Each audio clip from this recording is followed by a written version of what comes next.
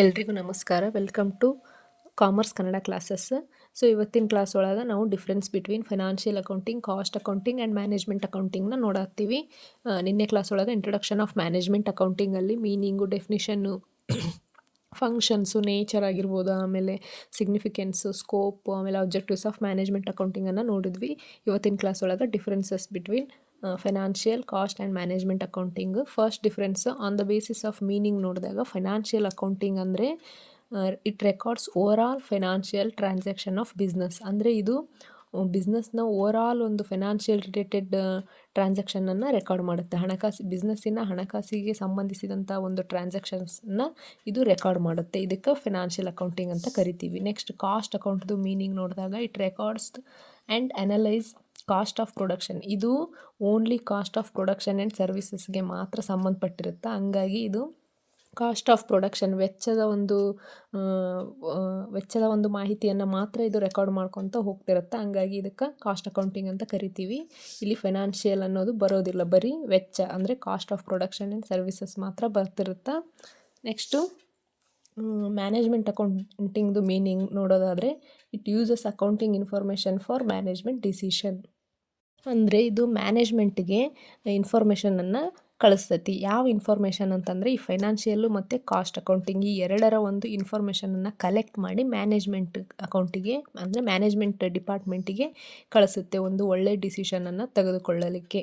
ಹಾಗಾಗಿ ಇದು management accounting ಆಗುತ್ತೆ. Next on the basis of main purpose ಅಂದರೆ ಮೇನ್ ಉದ್ದೇಶವನ್ನು ನೋಡೋದಾದರೆ ಫೈನಾನ್ಷಿಯಲ್ ಅಕೌಂಟಿಂಗ್ದು to know profit or loss and financial position. ಅಂದರೆ ಒಂದು ಬಿಸ್ನೆಸ್ ಪ್ರಾಫಿಟಲ್ಲಿ ನಡೀತಾ ಇದೆಯೋ ಅಥವಾ ಲಾಸಲ್ಲಿ ನಡೀತಾ ಇದೆಯೋ ಅಂಥೇಳಿ ತಿಳ್ಕೊಬೇಕಂತಂದ್ರೆ ನಾವು ಅದರದ್ದು ಫೈನಾನ್ಷಿಯಲ್ ಪೊಸಿಷನನ್ನು ನೋಡಬೇಕಾಗುತ್ತೆ. ಹಾಗಾಗಿ ಒಂದು ಬಿಸ್ನೆಸ್ನ ಫೈನಾನ್ಷಿಯಲ್ ಪೊಸಿಷನನ್ನು ಈ ಫೈನಾನ್ಷಿಯಲ್ ಅಕೌಂಟಿಂಗ್ ತಿಳಿಸ್ಕೊಡುತ್ತಾ.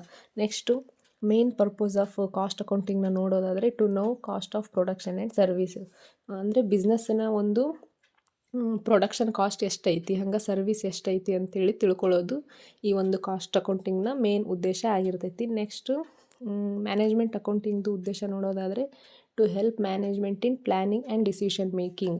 ಮ್ಯಾನೇಜ್ಮೆಂಟ್ ಅಕೌಂಟಿಂಗ್ ಅಂದ್ರೇ ಈ ಫೈನಾನ್ಷಿಯಲ್ ಅಕೌಂಟಿಂಗು ಮತ್ತು ಕಾಸ್ಟ್ ಅಕೌಂಟಿಂಗು ಎರಡರ ಒಂದು ಇನ್ಫಾರ್ಮೇಷನನ್ನು ಕಲೆಕ್ಟ್ ಮಾಡಿ ಒಂದು ಮ್ಯಾನೇಜ್ಮೆಂಟ್ ಅವರಿಗೆ ಸಲ್ಲಿಸುತ್ತಲ್ಲ ರಿಪೋರ್ಟ್ ಮಾಡಿ. ಆ ಒಂದು ರಿಪೋರ್ಟ್ ಎದಕ್ಕೆ ಯೂಸ್ ಆಗುತ್ತಂತಂದ್ರೆ ಬಿಸ್ನೆಸ್ ಬಗ್ಗೆ ಒಳ್ಳೆ ರೀತಿಯಾಗಿ ಪ್ಲ್ಯಾನ್ ಮಾಡಿ ಒಂದು ಡಿಸಿಷನ್ ಮೇಕ್ ಮಾಡೋದಕ್ಕೆ ಯೂಸ್ ಮಾಡಿ ಕೊಡುತ್ತಾ. Next on the basis of ಯೂಸರ್ಸನ್ನು ನೋಡಿದಾಗ ಯೂಸರ್ಸ್ ಅಂದರೆ ಬಳಕೆದಾರರು ಯಾರ್ಯಾರೆಲ್ಲ ಬಳಸ್ತಾರೆ ಫೈನಾನ್ಷಿಯಲ್ ಅಕೌಂಟಿಂಗ್ ಅಂತಂದ್ರೆ financial accounting totally external users related ಆಗಿರುತ್ತೆ. ಅಂತಂದರೆ ಇದು ಇಂಟರ್ನಲ್ ಬರೋದಿಲ್ಲ. ಎಕ್ಸ್ಟರ್ನಲ್ ಯೂಸರ್ಸು ಶೇರ್ ಹೋಲ್ಡರ್ಸ್ ಆಗಿರ್ಬೋದು, ಕ್ರೆಡಿಟರ್ಸ್ ಆಗಿರ್ಬೋದು, ಗೌರ್ಮೆಂಟು, ಈ ಥರ ಇಲ್ಲಿ ಎಕ್ಸ್ಟರ್ನಲ್ ಯೂಸರ್ಸ್ ಬರ್ತಾರೆ.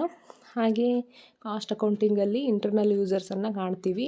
ಅಂದರೆ ಕಾಸ್ಟ್ ಮ್ಯಾನೇಜರ್ಸ್. ಇದು ಟೋಟಲಿ ಇಂಟರ್ನಲ್ ಅಂದರೆ ಬಿಸ್ನೆಸ್ಸಿಗೆ ಮಾತ್ರ ಸಂಬಂಧಪಟ್ಟಿರುತ್ತಲ್ಲ ಕಾಸ್ಟ್ ಅಕೌಂಟ್. ಹಾಗಾಗಿ ಕಾಸ್ಟ್ ಮ್ಯಾನೇಜರ್ಸು ಈ ಥರ ಬಿಸ್ನೆಸ್ ಒಳಗಡೆ ಯೂಸ್ ಮಾಡೋದ್ರಿಂದ ಇಲ್ಲಿ internal users example cost managers ಈ ಥರ ಬರ್ತಾರೆ. ನೆಕ್ಸ್ಟು ಮ್ಯಾನೇಜ್ಮೆಂಟ್ ಅಕೌಂಟಲ್ಲಿ ಯೂಸರ್ಸ್ ಯಾರ್ಯಾರು ಬರ್ತಾರೆ ಅಂತಂದರೆ ಇದು ಕೂಡ ಕಾಸ್ಟ್ ಅಕೌಂಟ್ ಥರ ಇಂಟರ್ನಲ್ ಯೂಸರ್ಸೇ ಬರ್ತಾರೆ. ಇಲ್ಲಿ ಮತ್ತು ಟಾಪ್ ಲೆವೆಲ್ ಆಗಿರ್ಬೋದು, ಮಿಡಲ್ ಲೆವೆಲ್ ಮ್ಯಾನೇಜ್ಮೆಂಟ್, ಈ ಥರ ಮ್ಯಾನೇಜ್ಮೆಂಟಲ್ಲೇ ಬೇರೆ ಬೇರೆ ರೀತಿಯ ಮ್ಯಾನೇಜ್ಮೆಂಟ್ಗಳು ಇರ್ತಾವಲ್ಲ ಅವರುಗಳು ಈ ಒಂದು ಮ್ಯಾನೇಜ್ಮೆಂಟ್ ಅಕೌಂಟಿಂಗನ್ನು ಬಳಸ್ತಾರೆ. Next on the basis of nature ನೋಡಿದಾಗ ಇದರಲ್ಲಿ ಫೈನಾನ್ಷಿಯಲ್ ಅಕೌಂಟಿಂಗ್ ಹಿಸ್ಟಾರಿಕಲ್ ನೇಚರನ್ನು ಒಳಗೊಂಡಿರುತ್ತೆ. ಅಂದರೆ ಪಾಸ್ಟ್ ರೆಕಾರ್ಡ್ಸ್ ಎಲ್ಲ financial related past records, past ಟ್ರಾನ್ಸಾಕ್ಷನನ್ನು ಇದು ರೆಕಾರ್ಡ್ ಮಾಡ್ತಿರುತ್ತೆ. ಹಂಗಾಗಿ ಫೈನಾನ್ಷಿಯಲ್ ಅಕೌಂಟಿಂಗ್ ಯಾವಾಗಲೂ ಹಿಸ್ಟಾರಿಕಲ್ ಆಗಿರುತ್ತೆ.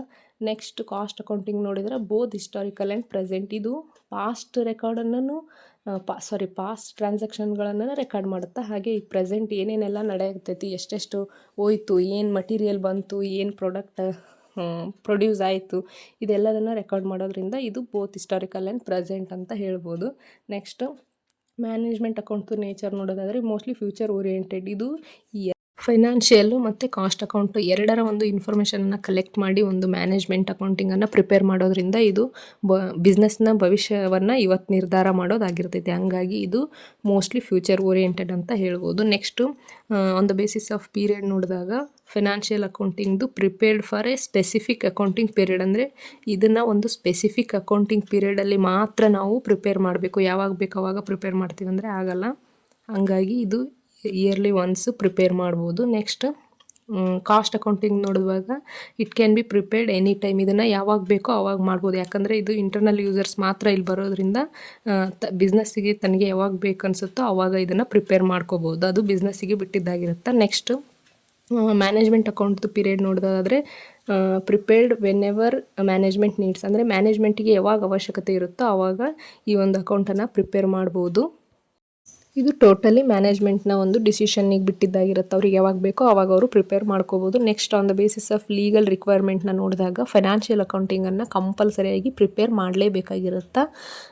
ಯಾವುದೇ ಪ್ರಿಪೇರ್ ಮಾಡೋದಿಲ್ಲ ಅಂತ ಹೇಳಕ್ಕೆ ಬರೋಂಗಿಲ್ಲ. ಕಂಪಲ್ಸರಿಯಾಗಿ ಇದನ್ನು ಪ್ರಿಪೇರ್ ಮಾಡಲೇಬೇಕು ಇಯರ್ಲಿ ಒನ್ಸ್. ಆ್ಯಂಡ್ ಕಾಸ್ಟ್ ಅಕೌಂಟಿಂಗ್ನ ನೋಡಿದಾಗ ಕಂಪಲ್ಸರಿಯಾಗಿ ಪ್ರಿಪೇರ್ ಮಾಡಲೇಬೇಕಂತೇನು ಯಾವುದೇ ಒಂದು ಕಾನೂನು ಆಗಿರ್ಬೋದು, ಯಾವುದೇ ಒಂದು ರೂಲ್ಸ್ ಇಲ್ಲ. ನಾಟ್ ಕಂಪಲ್ಸರಿ ಅಂತಂದರೆ ಅವ್ರಿಗೆ ಬೇಕಾದರೆ ಪ್ರಿಪೇರ್ ಮಾಡ್ಕೋಬೋದು, ಇಲ್ಲಾಂದ್ರೆ ಬಿಡ್ಬೋದು. ನೆಕ್ಸ್ಟ್ ಅದೇ ರೀತಿ ಮ್ಯಾನೇಜ್ಮೆಂಟ್ ಅಕೌಂಟಿಂಗ್ ಕೂಡ ನಾಟ್ ಕಂಪಲ್ಸರಿ ಅಂತಂದರೆ ಇದನ್ನು ಪ್ರಿಪೇರ್ ಮಾಡಲೇಬೇಕಂತೇನಿಲ್ಲ. ಯಾಕಂದರೆ ಇವೆರಡು ಇಂಟರ್ನಲ್ ಯೂಸ್ ಆಗಿರೋದ್ರಿಂದ ಅವ್ರಿಗೆ ಬೇಕಾದಂತ ಅವ್ರಿಗೆ ಅನಿಸಿದರೆ ಮಾತ್ರ, ಅವ್ರಿಗೆ ಬೇಕು ಅಂತ ಅನಿಸಿದರೆ ಮಾತ್ರ, ಅವ್ರ ಬಿಸ್ನೆಸ್ಸಲ್ಲಿ ಏನಾದರೂ ಚೇಂಜ್ ಮಾಡೋಕ್ಕೋಗ್ಬೇಕಂತೇಳಿ ಅನಿಸಿದರೆ ಮಾತ್ರ ಅವರು ಪ್ರಿಪೇರ್ ಮಾಡ್ಕೋಬೋದು. ನೆಕ್ಸ್ಟು ಇದ್ರದ್ದು ಮೇಯ್ನ್ ಫೋಕಸನ್ನು ನೋಡೋದಾದರೆ ಆನ್ ದ ಬೇಸಿಸ್ ಆಫ್ ಫೋಕಸನ್ನು ನೋಡೋದಾದರೆ financial accounting totally over all business results ಅಂತಂದರೆ ಇದು ಒಂದು ಬಿಸ್ನೆಸ್ ರಿಸಲ್ಟ್ಸನ್ನು ಫೋಕಸ್ ಮಾಡಿ ಇಟ್ಕೊಂಡು ಒಂದು ಫೈನಾನ್ಷಿಯಲ್ ಅಕೌಂಟಿಂಗನ್ನು ಪ್ರಿಪೇರ್ ಮಾಡ್ತಾರೆ. ಅದೇ ರೀತಿಯಾಗಿ ಕಾಸ್ಟ್ ಅಕೌಂಟಿಂಗ್ನ ಫೋಕಸ್ ನೋಡೋದಾದರೆ ಮೇಯ್ನಾಗಿ ಇದ್ರದ್ದು focus cost control and cost reduction, ಅಂದರೆ ಪ್ರೊಡಕ್ಷನ್ ಕಾಸ್ಟನ್ನು ಕಂಟ್ರೋಲ್ ಮಾಡಿ ಅದನ್ನು ಕಡಿಮೆ ಮಾಡಿ ಜಾಸ್ತಿ ಪ್ರೊಡಕ್ಷನನ್ನು ಮಾಡೋದಾಗಿರ್ತೈತಿ. ನೆಕ್ಸ್ಟ್ ಮ್ಯಾನೇಜ್ಮೆಂಟ್ ಅಕೌಂಟದ್ದು ಮೇನ್ ಫೋಕಸ್ ನೋಡೋದಾದರೆ planning and controlling and decision making ಅಂತ. ಅಂದರೆ ಫೈನಾನ್ಷಿಯಲ್ ಅಕೌಂಟಿಂಗು ಮತ್ತು ಕಾಸ್ಟ್ ಅಕೌಂಟಿಂಗ್ದು ಎರಡೂ ಇನ್ಫಾರ್ಮೇಷನನ್ನು ಕಲೆಕ್ಟ್ ಮಾಡಿ ಅದನ್ನು ರಿಪೋರ್ಟ್ ಮಾಡಿದಾಗ ಯಾವ ರೀತಿಯಾಗಿ ಬಿಸ್ನೆಸ್ಸನ್ನು ಮುಂದಿನ ಒಂದು ದಿನಗಳಲ್ಲಿ ಯಾವ ರೀತಿಯಾಗಿ ಪ್ಲ್ಯಾನ್ ಮಾಡಬೇಕು, ಹಾಗೆ ಯಾವ ರೀತಿಯಾಗಿ ಕಾಸ್ಟ್ ಆಗಿರ್ಬೋದು, ಏನೇ ಕಾಸ್ಟ್ ಕಂಟ್ರೋಲ್ ಆಗಿರ್ಬೋದು, ಕಾಸ್ಟ್ ರಿಡಕ್ಷನ್ ಆಗಿರ್ಬೋದು, ಈ ಥರ ಯಾವ ರೀತಿಯಾಗಿ ಕಂಟ್ರೋಲ್ ಮಾಡಿ ಒಂದು ಒಳ್ಳೆಯ ನಿರ್ಧಾರವನ್ನು ಕೈಗೊಳ್ಳಬೇಕು ಅಂತೇಳಿ ಮ್ಯಾನೇಜ್ಮೆಂಟ್ ಅಕೌಂಟಿನ ಒಂದು ಮೇನ್ ಫೋಕಸ್ ಆಗಿರುತ್ತೆ. ಇದೇ ಇದ್ರ ಉದ್ದೇಶ ಆಗಿರುತ್ತೆ. ಸೊ ಇಷ್ಟು ನೋಡ್ರಿ ಇವತ್ತಿನ ಕ್ಲಾಸ್ ಒಳಗೆ differences between financial accounting, cost accounting and management accounting ನೋಡಿದ್ವಿ. ನೆಕ್ಸ್ಟ್ ಕ್ಲಾಸಲ್ಲಿ ನೆಕ್ಸ್ಟ್ ಟಾಪಿಕ್ಸ್ ಫಸ್ಟ್ ಚಾಪ್ಟ್ರಲ್ಲಿ ಏನಿದಾವೋ ಅವುಗಳನ್ನು ಕವರ್ ಮಾಡ್ತೀವಿ. ಈ ವಿಡಿಯೋ ಏನಾರ ಇಷ್ಟ ಆಗ್ತಂದ್ರೆ ಒಂದು ಲೈಕ್ ಮಾಡಿರಿ, ಶೇರ್ ಮಾಡಿರಿ. ಹಂಗೆ ಹೊಸ್ದಾಗಿ ಯಾರು ನೋಡಕತ್ತಿದ್ರೆ ನಮ್ಮ ಚಾನಲ್ಗೆ ಸಬ್ಸ್ಕ್ರೈಬ್ ಮಾಡ್ಕೊಂಡು ನೋಡಿರಿ. ನೆಕ್ಸ್ಟ್ ಯಾವ ಸಬ್ಜೆಕ್ಟ್ ವಿಡಿಯೋ ಬೇಕಂತೇಳಿ ಕಮೆಂಟ್ ಮಾಡಿರಿ. So thank you for watching.